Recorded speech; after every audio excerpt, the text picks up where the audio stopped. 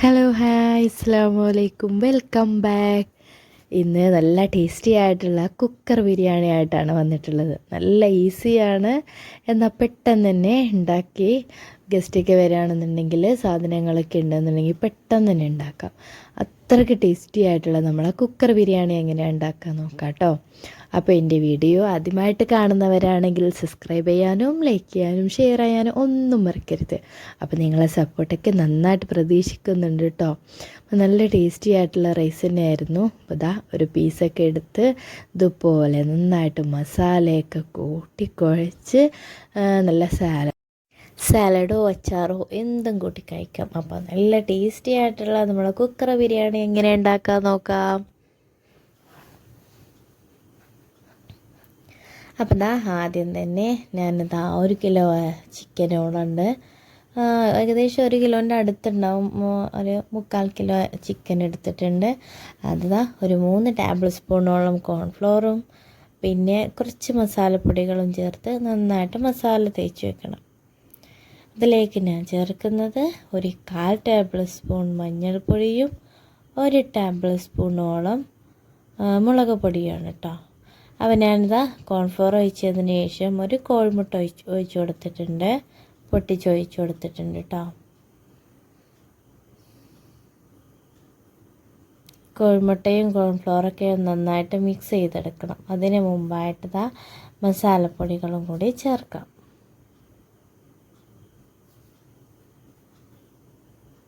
1/2 table സ്പൂണോളം മഞ്ഞൾപ്പൊടിയും 1 table സ്പൂണോളം മുളക് പൊടിയും ചേർത്തെടുക്കുകയാണ്. പിന്നെ ഇത് ആവശ്യത്തിനുള്ള ഉപ്പും ചേർത്ത് നന്നായിട്ടൊന്ന് മിക്സ് ചെയ്തെടുക്കണം. അപ്പോൾ ഇത് ആവശ്യത്തിനുള്ള ഉപ്പ് ചേർത്ത് കൊടുത്തിട്ടുണ്ട്. ഏകദേശം 1/2 ടേബിൾ സ്പൂണോളൊക്കെ മതിയാവും കേട്ടോ. അപ്പോൾ ഇതാ നന്നായിട്ട് തന്നെ കൈവച്ച് നന്നായിട്ട് ചിക്കനിൽ മസാല പുരട്ടി റെഡിയാക്കി എടുക്കുക. അത് നമുക്ക് പെട്ടെന്ന് പൊരിച്ചെടുക്കണമെങ്കിൽ അങ്ങനെ ചെയ്യാം കേട്ടോ. നമ്മൾ പെട്ടെന്ന് തയ്യാറാക്കുന്നതായതുകൊണ്ട് തന്നെ ഞാൻ അപ്പോൾ തന്നെ ഫ്രൈ പാനിൽ കുറച്ച് സൺഫ്ലവർ ഓയിൽ ഒഴിച്ച് ഷാലോ ഫ്രൈ ചെയ്തെടുത്തു. ഞാൻ ഡീപ്പ് ഫ്രൈ ചെയ്യാത്തത് അത് നല്ലതല്ലല്ലോ, നന്നായിട്ട് ഫ്രൈ ചെയ്തെടുക്കുന്നത് വിചാരിച്ചിട്ടാണ് കേട്ടോ. ഞങ്ങൾ എല്ലാ ഹെൽത്തിന് അതല്ലേ എന്ന് വിചാരിച്ച് ഞാൻ ഫ്രൈ പാനിൽ ഷാലോ ഫ്രൈ ചെയ്തെടുത്ത് അങ്ങോട്ട് തിരിച്ചു മറിച്ചിട്ടെടുത്ത് കുറച്ച് എണ്ണയിൽ വേവിച്ചെടുക്കാം. അപ്പോൾ അതിന് ശേഷം ഇഞ്ചി വെളുത്തുള്ളി പച്ചമുളക് ചതക്കാൻ വെച്ചിട്ടുണ്ട്. അതിനുശേഷം കുക്കറിലേക്ക് 1 ടേബിൾ സ്പൂണോളം വെളിച്ചെണ്ണയോ അല്ല എന്നുണ്ടെങ്കിൽ സൺഫ്ലവർ ഓയിലോ ചേർത്ത് കൊടുക്കുക. നെയ്യ് ഉണ്ടെങ്കിൽ നെയ്യും ചേർത്ത് കൊടുക്കുക കേട്ടോ. ഏതാണ് നിങ്ങളുടെ കയ്യിൽ അവൈലബിൾ ആയിട്ടുള്ളത് എന്നുണ്ടെങ്കിൽ.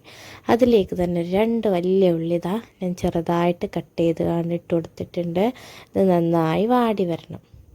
വാടാൻ വേണ്ടി 1 ടേബിൾ സ്പൂണോളം ഉപ്പിട്ട് കൊടുത്താൽ മതി കേട്ടോ. അതിന് ശേഷം നമ്മളെ അരച്ച് വെച്ചതില്ലേ, പച്ചമുളകും വെളുത്തുള്ളി, 1 ബൾബ് വെളുത്തുള്ളി, ഇഞ്ചിയുടെ കുഞ്ഞു പീസ്, ഇതെല്ലാം കൂടി ഇട്ട് നമ്മൾ ഒരു 2 വിസിൽ വരുന്നവരെ ഒന്ന് വെയിറ്റ് ചെയ്യാം. അപ്പം നമ്മൾ പെട്ടെന്ന് മസാല റെഡി ആവട്ടോ. ഞാൻ തക്കാളി ഇടാൻ മറന്നിട്ടുണ്ട്. അപ്പം ഞാൻ വീണ്ടും തക്കാളി ഇട്ട് കൊടുത്ത്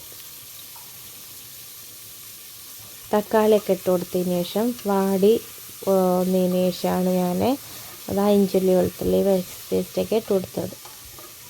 അപ്പോൾ ഇതെല്ലാം ഒന്ന് കുക്കറിൽ 2 വിസിൽ വരുന്നവരെ ഒന്ന് വെയിറ്റ് ചെയ്യണം. അതിലേക്ക് കുറച്ച് മല്ലിയില കൂടി ചേർത്ത് കൊടുക്കാം.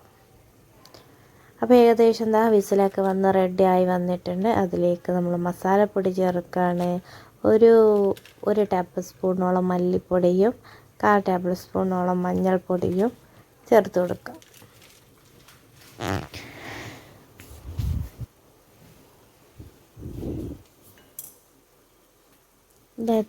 ഇതൊക്കെ ചേർത്ത് നന്നായിട്ട് തന്നെ ഒന്ന് മിക്സ് ചെയ്തെടുക്കണം. അപ്പോൾ ആവശ്യത്തിനുള്ള ഉപ്പും ചേർത്ത് കൊടുക്കുക. ഉപ്പിനത് ഏകദേശം ഒരു ടേബിൾ സ്പൂണോളം ഉപ്പ് ചേർത്ത് കൊടുത്തിട്ടുണ്ട്. അതിലേക്ക് ഒരു കപ്പ് തൈരാണ് ചേർത്ത് കൊടുക്കുന്നത് കേട്ടോ. അപ്പോൾ നമ്മൾ ഒരു കപ്പ് തൈരും കൂടി ചേർത്ത് കൊടുക്കുക.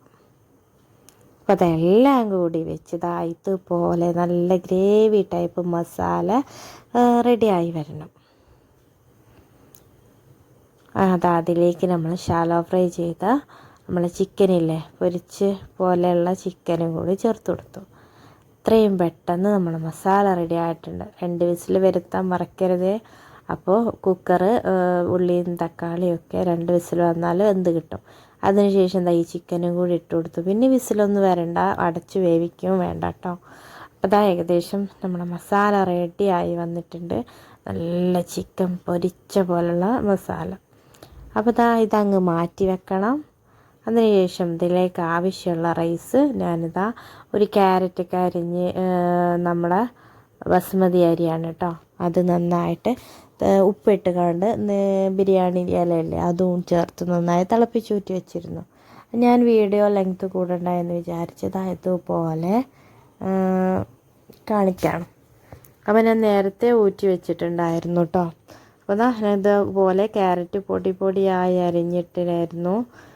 പിന്നെ ഇതുപോലെ ഞാൻ വേവിച്ചെടുത്തിട്ടുണ്ടായിരുന്നു കേട്ടോ. ബസ്മതി അരി ആയതുകൊണ്ട് തന്നെ പെട്ടെന്ന് വെന്ത് കിട്ടുമായിരുന്നു. അപ്പോൾ ഞാൻ എല്ലാം കൂടി കുക്കറിൽ വെച്ച് കൊടുത്തു. അതിനുശേഷം അടച്ച് വെച്ച് ഒരു 15 മിനിറ്റ് ലോ ഫ്ലെയിമിലിട്ട് വിസിൽ മാറ്റി വെച്ചതിന് ശേഷം ഒരു 15 മിനിറ്റ് ആവി വരാൻ വേണ്ടി വെയിറ്റ് ചെയ്യുക. അതാണ് നമ്മൾ ദമ്മ്.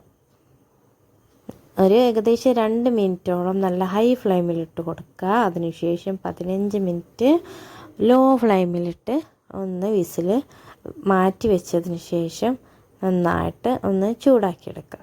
അപ്പോൾ നമ്മൾ ആവിയൊക്കെ പോയതിന് ശേഷം നല്ല ചൂടുള്ള കുക്കർ ബിരിയാണി ഏകദേശം നമ്മൾ ആ ദമ്മിലൊക്കെ കടന്നതിന് ശേഷം ഒരു 15 മിനിറ്റ് ഏകദേശം കഴിഞ്ഞ് തുറന്ന് നോക്കിയപ്പോൾ നമ്മുടെ കുക്കറിൽ ഉണ്ടാക്കിയ അടിപൊളി ടേസ്റ്റി ആയിട്ടുള്ള ബിരിയാണിയാണ്. അപ്പോൾ എല്ലാവരും ഒന്ന് ട്രൈ ചെയ്ത് നോക്കുക. ഇഷ്ടപ്പെടുകയാണെന്നുണ്ടെങ്കിൽ ഒന്ന് ഉണ്ടാക്കി നോക്കാൻ മറക്കരുത്. അതുമാത്രമല്ല, എൻ്റെ വീഡിയോ ആദ്യമായിട്ട് കാണുന്നവരാണെങ്കിൽ എന്തായാലും എൻ്റെ വീഡിയോ ഒന്ന് സബ്സ്ക്രൈബ് ചെയ്യാൻ മറക്കരുത്. നിങ്ങളെ സബ്സ്ക്രൈബും നിങ്ങളെ ലൈക്കും ഷെയറും ഒക്കെയാണ് നമുക്ക് ഇനി വീണ്ടും വീഡിയോസ് ഇടാനുള്ളത് ആ ഒരു പ്രചോദനം. അപ്പം നിങ്ങളെല്ലാവർക്കും എൻ്റെ വീഡിയോ ഇഷ്ടപ്പെടുകയാണെങ്കിൽ ഷെയർ ചെയ്യാൻ മറക്കാതെ. അപ്പോൾ ഇതുപോലൊക്കെ നല്ല ടേസ്റ്റി ആയിട്ടുള്ള കുക്കർ ബിരിയാണി കൂടി ഉണ്ടാക്കി നോക്കുക. ഉണ്ടാക്കാത്തവരാണെങ്കിൽ എന്തായാലും ഒന്ന് ട്രൈ ചെയ്ത് നോക്കണം കേട്ടോ. അതേപോലെ ബാച്ചിലേഴ്സോ അല്ലെ നമ്മളെ പെൺകുട്ടികളൊക്കെ ഹോസ്റ്റലിൽ നിൽക്കുന്നവർക്ക് പെട്ടെന്ന് ഉണ്ടാക്കിയെടുക്കാൻ പറ്റിയൊരു ബിരിയാണിയാണ്. അപ്പോൾ എല്ലാവരും ഒന്ന് ട്രൈ ചെയ്ത് നോക്കുക. ഫീഡ്ബാക്ക്